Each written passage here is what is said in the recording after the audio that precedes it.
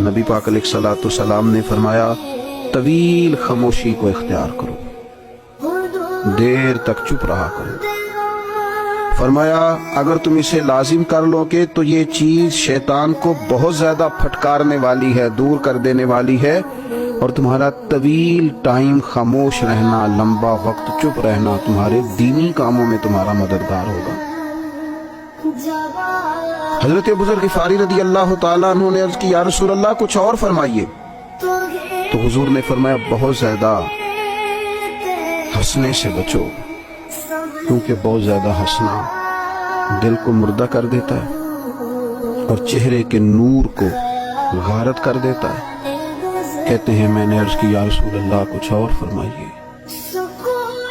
تو آپ صلی اللہ تعالی علیہ وسلم نے فرمایا تم حق بات بول دیا کرو اگرچہ کسی کو کڑوی ہی لگے۔ میں نے عرض کی یا رسول اللہ کچھ اور فرمائیے، تو حضور فرمانے لگے اللہ تعالیٰ کے معاملے میں کسی ملامت کرنے والے کی پرواہ نہ کرنا،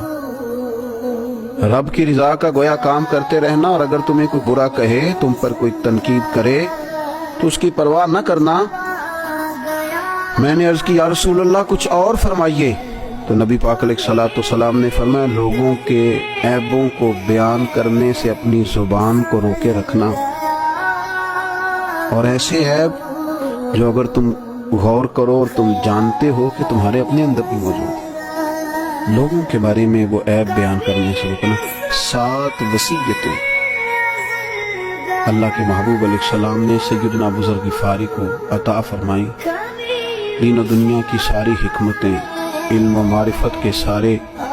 پھول محبوب پاک علیہ السلام کی ان 7 حکمتوں میں پوشیدہ ہیں۔ اگر ساری دنیا کی دانائیوں کو کھنگالا جائے، ٹٹولا جائے، اور بندہ مومن اپنی روحانی تربیت کے لیے اور راہ سلوک پر چلنے والے سالکین طریقت اپنی باطنی ترقی کے لیے ان 7 باتوں پر عمل کریں، تو میرا خیال ہے کہ انہیں کسی اور طرف جانے کی ضرورت